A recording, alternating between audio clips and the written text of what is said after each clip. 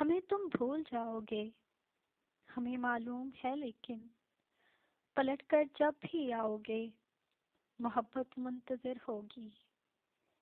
کبھی بھولے سے مجھ کو اگر تم یاد کر بیٹھو، میری تسبیح تلاوت اور عبادت منتظر ہوگی۔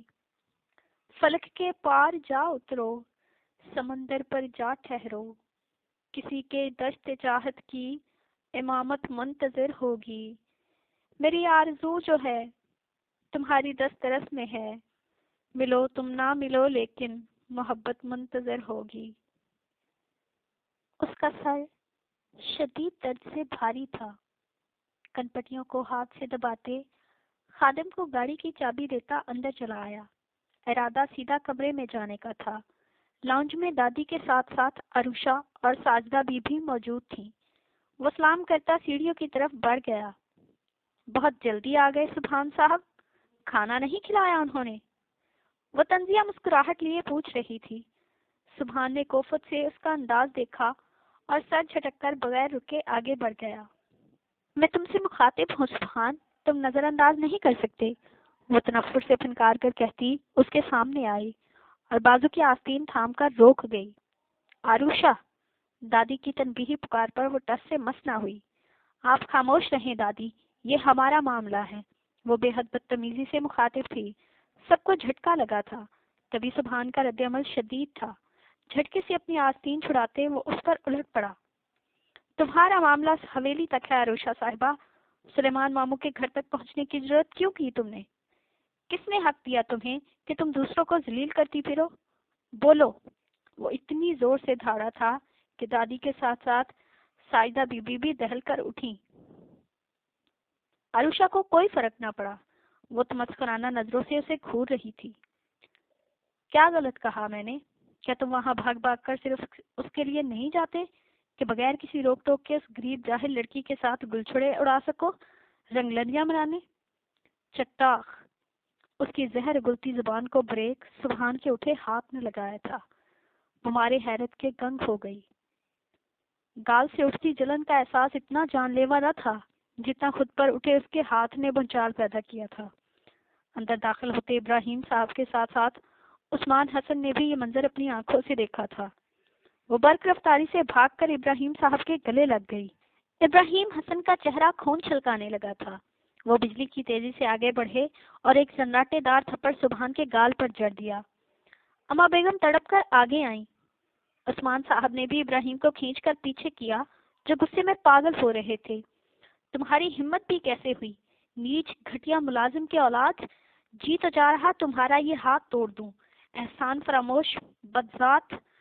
وہ بے حد تیش کے عالم میں معطلات بک رہے تھے، جنونی ہو رہے تھے۔ اما بیگم سینے پر ہاتھ رکھتے بیٹھتی چلی گئیں۔ سبحان نے ایک سرد نگاہ مطمئن کھڑی عروشہ کے مسکراتے چہرے پر ڈالی اور لمبے لمبے ڈگ بھرتا باہر نکل گیا۔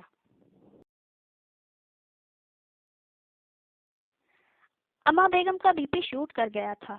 ڈاکٹر نے عثمان صاحب کے کندھے پر ہاتھ رکھ کر تسلی دی۔ یقیناً کوئی صدمہ ہوا ہے، انہیں ریسٹ کروائیں اور یہ دوائی دیں۔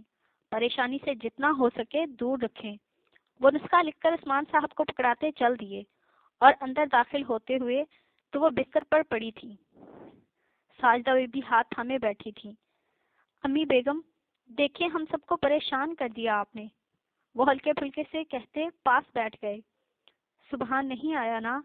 وہ نام لیتے ہی سسک پڑی تھی۔ آ جائے گا، کہاں جائے گا؟ وہ تسلی دینے کو بولے، حالانکہ جانتے تھے وہ اب جس حال میں گھر سے نکلا ہے واپسی مشکل تھی۔ وہ نہیں آئے گا عثمان حسن، یہ بوجھ اس کے کندھوں سے زیادہ ہو گیا ہے، وہ کرب آمیز لہجے میں کہتی آنکھیں میچ گئی تھیں۔ میں جاؤں گا، خود لے کر آؤں گا اسے۔ ان کا خود کا دل بھی تو کٹ گیا، اولاد نہ سہی، اولاد کی طرح چاہا تو تھا۔ ہاں ابراہیم! اما بیگم کی آہ سنتے ساجدہ بی نے بے اختیار عثمان کو دیکھا۔ وہ نظر چرا گئے۔ بہار رت میں اجاڑ رستے، تکا کرو گے تو رو پڑو گے، کسی سے ملنے کو جب بھی محسن سجا کرو گے تو رو پڑو گے، تمہارے وعدوں نے یار مجھ کو تمہارے وعدوں نے یار مجھ کو تباہ کیا ہے کچھ اس طرح سے کہ زندگی میں جو پھر کسی سے دغا کرو گے تو رو پڑو گے۔ میں جانتا ہوں میری محبت اجاڑ دے گی تمہیں بھی ایسے کہ چاند راتوں میں اب کسی سے ملا کرو گے تو رو پڑو گے۔ برستی بارش میں یاد رکھنا تمہیں ستائیں گی میری آنکھیں، کسی ولی کے مزار پر جب دعا کرو گے تو رو پڑو گے۔ ایک ستم اور میری جاں ابھی باقی ہے، دل میں اب تک تیری الفت کا نشاں باقی ہے۔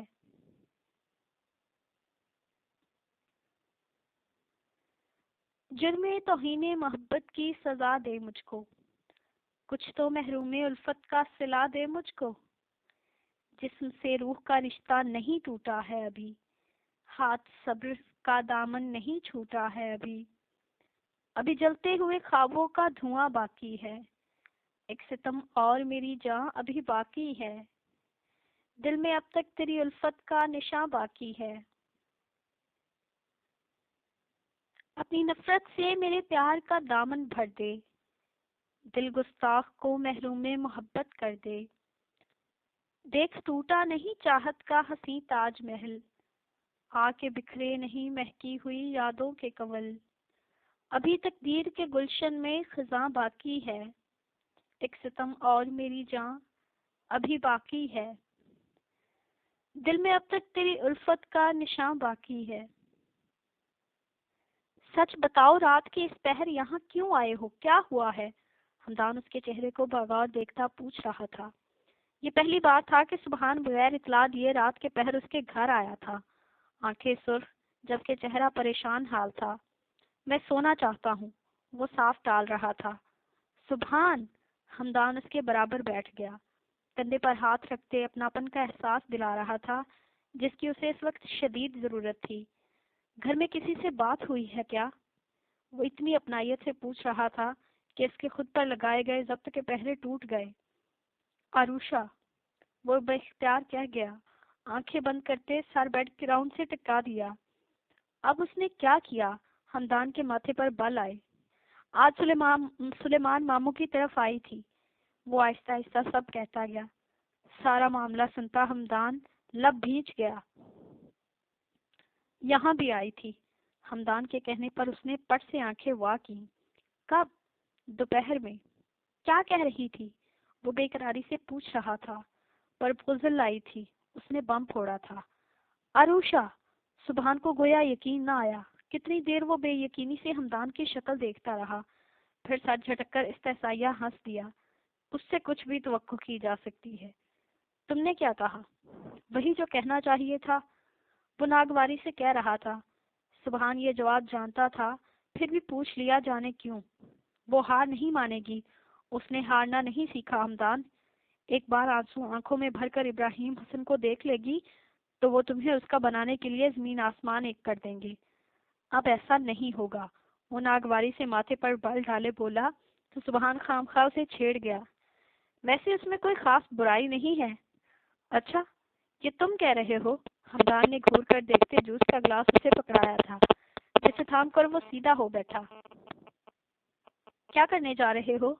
بچپن کی دوستی تھی، وہ چہرے سے اس کی دل کی بات کو جان گیا۔ نکاح؟ وہ پھر سے حیران کر رہا تھا۔ کس سے؟ خرد سلیمان سے۔ اس نے ایک اور دھماکہ کیا تھا، اب کہ سبحان نے حواسوں میں واپس لوٹتے بہت وقت لیا تھا۔ بہت شاہانہ انداز میں وہ جھولے پر بیٹھی گنگنا رہی تھی۔ جھولا آگے پیچھے جھول رہا تھا۔ آنکھیں بند کرتی تو دو ساحر آنکھیں بے چین کر دیتی۔ وہ بے قرار ہو جاتی۔ بار بار محبوب کا چہرہ آنکھوں کے پردے پر ابھرتا اور پھر مدھم ہو جاتا۔ یہ کیفیت بڑھتی جا رہی تھی، محبت پر پھیلا رہی تھی۔ محبت، ہاں محبت۔ وہ چونک گئی، جھولا رک گیا۔ وہ بھی تو رک گئی تھی، تھم گئی تھی۔ وہ جب سے سامنے آیا تھا پھر بھلایا نہ گیا تھا۔ اس کی آنکھوں سے چھلکتا غرور اور متکبر انداز بھلائے نہ بھولتے تھے۔ ان گزرے دنوں میں وہ بے اختیار یاد آیا تھا، اتنا کہ زندگی کا جزو لازم لگنے لگا تھا۔ تبھی تو وہ بغیر اپنے تنتنے کی پرواہ کیے اس کے روبرو ہو گئی تھی۔ کیسا ستم ڈھایا تھا قسمت نے کہ عروشہ ابراہیم نے جس شخص کے لیے دل ہارا تھا وہ ستم کر نظر بھر دیکھنے کو بھی تیار نہ تھا۔ اس کے بڑے ہاتھ کو جھٹک ڈالا تھا، الٹا بے عزت کر ڈالا تھا، بلکہ کسی اور کا طلبگار ہو گیا تھا۔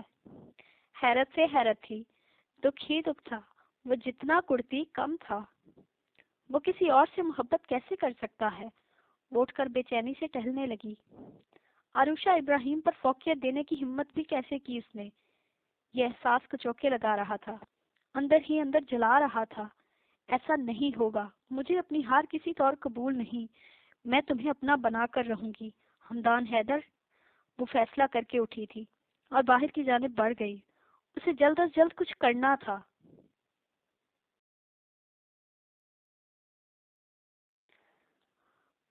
وہ ایک خواب دیکھ رہے تھے، بھیانک ڈراؤنا خواب۔ ماتھے پر پسینے کے قطرے نمودار ہوئے، جسم اکڑ گیا، چیخ کر اٹھتے وہ بری طرح ہانپ گئے، آنکھوں کی پتلیاں ساخت ہو گئیں۔ کیا کیا آنا یاد آ گیا تھا۔ آپ ٹھیک ہیں؟ راہمہ نے چھوا تو جھٹک گئے۔ میں ٹھیک ہوں کہہ کر اٹھ گئے، واش روم میں آ کر نل کھولا اور منہ پر چھینٹے مارتے خود کو ٹھنڈا کرنے لگے۔ شیشے میں نظر آتا اپنا ہی عکس اجنبی لگ رہا تھا۔ دیکھتے ہی دیکھتے ایک چہرہ نمودار ہوا، کانوں میں کسی کی دردناک آواز گونجنے لگی۔ میں نے اسے بھلا دیا ہے، خدا کا واسطہ ہے بار بار مت دہرائیں۔ دھکا لگنے کے باعث بیڈ پر جا گری تھی۔ اس کے قدم بڑھتے دیکھ گڑ گڑائی۔ اس نے بالوں سے جکڑ کر بے بس کر ڈالا۔ کتنا مشکل ہے کسی کو بھلا دینا، ہے نا؟ وہ چہرہ اس کے قریب لاتا بظاہر نرم آواز میں پوچھ رہا تھا، البتہ آنکھیں سرد تھیں۔ وہ خوف و ڈر کے ملے جلے تاثرات لیے اس کی مضبوط گرفت سے نکلنے کی تگودو میں تھی۔ پلیز، وہ سسکی تھی۔ شش، رونا نہیں۔ وہ انگلی سے اس کے آنسو پوروں پر چن رہا تھا۔ اپنی محبت کے لیے ماتم کرو، سلیمان تمہیں اس حالت میں دیکھے گا تو۔ میں اب آپ کی بیوی ہوں، کچھ تو خیال کرے۔ کیوں اب بار بار اس شخص کا نام لے کر مجھے تکلیف دیتے ہیں؟ مچل کر اس کی گرفت سے نکلتے وہ گویا پھٹ پڑی تھی، مقابل کی برداشت نہ ہونے کے برابر تھی۔ زبان بند کروانے کو ہاتھ اٹھا تھا اور گال پر نشان چھوڑ گیا، لیکن اگلے ہی لمحے آنکھوں میں افسوس اترا، یوں جیسے اسے پچھتاوا ہو۔ اب کے تاثرات میں سختی کا شائبہ تک نہ تھا۔ وہ اسے ایک ذہنی مریض لگا تھا۔ سوری یار، بھول جاتا ہوں، اب تم اس کی محبوبہ نہیں، میری بیوی ہو۔ مجھے ایسا نہیں کہنا چاہیے، ہے نا؟ وہ اپنی ہتھیلی سے ہلاتا ہوا کہہ رہا تھا۔ 2 قدم آگے آیا، تعصب سے سر ہلاتے ہولے سے سرخ گال چھوا۔ وہ رخ موڑ گئی، گویا اس کے غضب کو للکار گئی۔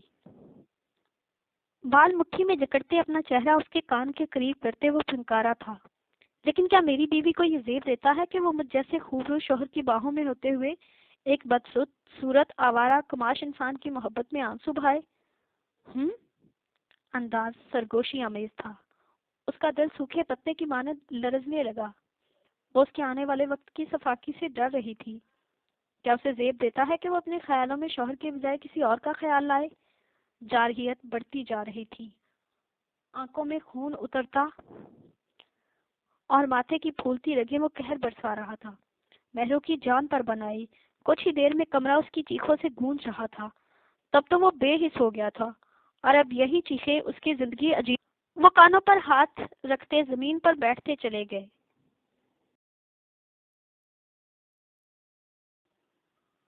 اب تو خواہش ہے یہ ایسی آندھی چلے جس میں پتوں کی مانند بکھر جائیں ہم، کوئی ہمدم نہ راہی نہ راحت ملے، ایک پل کی محبت نہ چاہت ملے۔ اب تو خواہش ہے یہ ایسی آندھی چلے، دشت ہی دشت ہو ننگے پاؤں چلے، ہم سرے بزم شمع کی مانند جلے، ابن آدم کی چاہ کے کڑے جرم میں، اپنی ہی ذات کے کھوکھلے بھرم میں۔ اب تو خواہش ہے یہ کہ سزا وہ ملے، کوئی صحرا کلا یا بیاباں ہو، جس میں سالوں تلک قید ہی قید ہو۔ اب تو خواہش ہے یہ کہ روئے جاؤں چپ نہ کر آئے کوئی، دور جنگل میں یا کسی دشت میں ہاتھ پکڑے میرا چھوڑ آئے کوئی۔ اب تو خواہش ہے یہ ایسی آندھی چلے۔ وہ یونیورسٹی سے لوٹی تو پسینے میں شرابور تھی۔ وین میں گرمی سے برا حال ہو جاتا تھا۔ وہ گھر کو جاتے کچے پکے راستے پر رواں تھی جب ایک سفید کار اس کے پاس آ کر رکی اور داور رحیم اپنے گارڈز کے ساتھ باہر نکلا اور ہاتھ بڑھا کر اسے تھامتے گھسیٹنے لگا۔ وہ اس افطار پر بری طرح بوکھلا گئی تھی۔ چلو، چھوڑو، چھوڑو مجھے۔ وہ ہاتھ پیر چلاتے بری طرح مچل رہی تھی۔ جلدی کرو۔ داور نے اسے اندر دھکیلنا چاہا تھا۔ اس کی آنکھوں کے سامنے اندھیرا چھا گیا۔ جان کے ساتھ ساتھ عزت بھی داؤ پر دکھنے لگی تھی۔ اس نے بے ساختہ خدا کو پکارا تھا، تڑپتے دل سے دعا مانگی تھی، اور خدا نے فوراً سن لی۔ لینڈ کروزر سے اترتے دراب شمس کو دیکھتے اسے خدا کی بھیجی گئی مدد کا یقین آ گیا تھا۔ داور چھوڑ دو اسے۔ وہ بے حد غصے سے داور سے مخاطب تھا۔ بی بی کا حکم ہے، میں نہیں چھوڑ سکتا، وہ ڈھٹائی سے کہہ رہا تھا۔ میں نے کہا چھوڑو اسے۔ اس نے ہاتھ بڑھا کر ہبا کو بازو سے تھاما اور اسے اپنی جانب گھسیٹ لیا۔ ماتحت فوراً پیچھے ہو گئے۔ داور نے خونی نظروں سے دراب کو دیکھا۔ تم اچھا نہیں کر رہے، بھگتو گے۔ دور ہو جاؤ میری نظروں سے۔ ان کے جاتے ہی وہ ہبا کی جانب متوجہ ہوا جو اسے ہی دیکھ رہی تھی۔ منع کیا تھا میں نے احتیاط کرنا، مگر نہیں، آپ کو تو بہادر بننے کا بہت شوق ہے۔ وہ شعلہ نظروں سے اسے گھورتا کہہ رہا تھا۔ آپ کیوں آ جاتے ہیں ہر بار مجھے بچانے؟ وہ الٹا اسی پر برس پڑی۔ وہ مزید غصے میں ہوا۔ آپ جانتی نہیں ہے میں آپ کو نہ بچاتا تو کیا ہو سکتا تھا؟ جو بھی ہوتا، لیکن آپ بھی تو انہی کا خون ہیں۔ آپ کس رشتے سے مجھے بچانے آ جاتے ہیں؟ کیا تعلق ہے آپ کا مجھ سے؟ وہ جرا پر اتر آئی تھی۔ دل کا تعلق ہے، کہتے ایک دم مسکرا دیا۔ اس کا منہ کھل گیا۔ شمس حویلی کے لوگ کب سے دلوں کا تعلق بنانے لگے؟ مجھ سے دوسروں کی نہیں، صرف اپنی اور میری بات کریں۔ کیا آپ اس تعلق کو قبول کریں گی؟ وہ صاف لفظوں میں کہہ رہا تھا۔ اسے غش آ گیا۔ کیا آپ کی ماں اس تعلق کو قبول کریں گی؟ وہ جھٹکے سے سنبھل چکی تھی۔ نارمل انداز میں کہنے لگی، کریں گی۔ وہ اٹل انداز میں کہہ رہا تھا۔ وہ دعویٰ مت کریں جو آپ پورا نہیں کر سکتے، وہ کہہ کر جھٹکے سے پلٹ گئی تھی۔ اسے محفوظ ہوتے اس کی پشت کو دیکھتے گہری سانس ہوا کے سپرد کی۔ جدائی میں بھی شفاف رہے، صاف شیشے کی طرح، اجلے ضمیروں کی طرح۔ کالکیں گرتی ہیں ویران مساجد سے گناہگاروں کی، داغ اڑتے ہیں فضاؤں میں نگر والوں کے۔ لوگ ملتے ہیں گناہوں کے لیے، ہم جدائی میں بھی شفاف رہے۔ وہ جدائی جو اڑاتی ہے مذاق، وہ جدائی جو ڈراتی ہے، شکستہ بھی کیے جاتی ہے، کھینچ لے جاتی ہے آلودہ بہانوں کی طرف۔ ہم نے ہیلے بھی کیے ہیں پرفقت چاند کے بہلانے کو، رات کچھ دیر کے سو جانے کو۔ درد کی ایسی فضیلت نہیں مانی جو ہمیں توڑ کے ہی رکھ دیتی۔ ہم جدائی میں بھی شفاف رہے، صاف پانی کی طرح، اجلے لباسوں کی طرح۔ ہم نے ہر رنگ کے داغوں سے کیا ہے پرہیز، ورنہ تم کون سا نزدیک تھے جو تم کو گلہ کرنے کا موقع ملتا۔ ساری باتیں تو الگ اتنا مگر یاد ہے، یہ کوئی اتنا بھی آسان نہیں ہے، لیکن ہم جدائی میں بھی شفاف رہے۔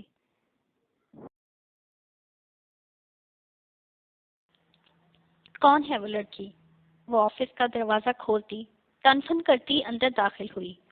اسے آندھی طوفان کی طرح آتے دیکھ کر ہمدان نے سامنے پڑی فائل بند کی اور کرسی سے اٹھ گیا۔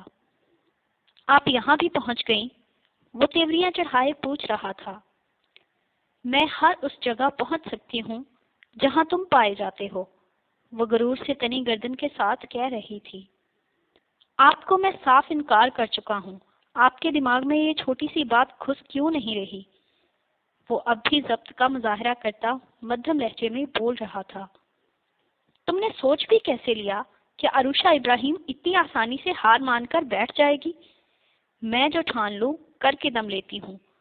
تمہیں میرا ہونے سے دنیا کی کوئی طاقت نہیں روک سکتی۔ مجھے انکار کر کے تم محض میری انا کو زخمی کر رہے ہو، ارادے متزلزل نہیں کر سکتے۔ وہ سخت اٹل لہجے میں کہہ کر اس کا ضبط آزما گئی تھی۔ میرے صبر کو مت آزماؤ، چلی جاؤ یہاں سے۔ دروازے کی طرف اشارہ کرتا وہ اسے جانے کا کہہ رہا تھا۔ عروشہ کو سخت تذلیل کا احساس ہوا۔ اہانت کے احساس سے گال تپ اٹھے، تیش بڑھا تو سامنے پڑا چائے کا کپ اٹھایا اور زمین پر دے مارا۔ چھناکے کی آواز کے ساتھ کپ کرچی کرچی ہو کر زمین پر بکھر گیا۔ ہمدان ایک پل کو ساکت ہوا۔ کیا کر رہی ہو یہ؟ وہ حیرت سے پوچھ رہا تھا۔ مجھے بتاؤ کون ہے وہ لڑکی جس سے نکاح کرنے جا رہے ہو؟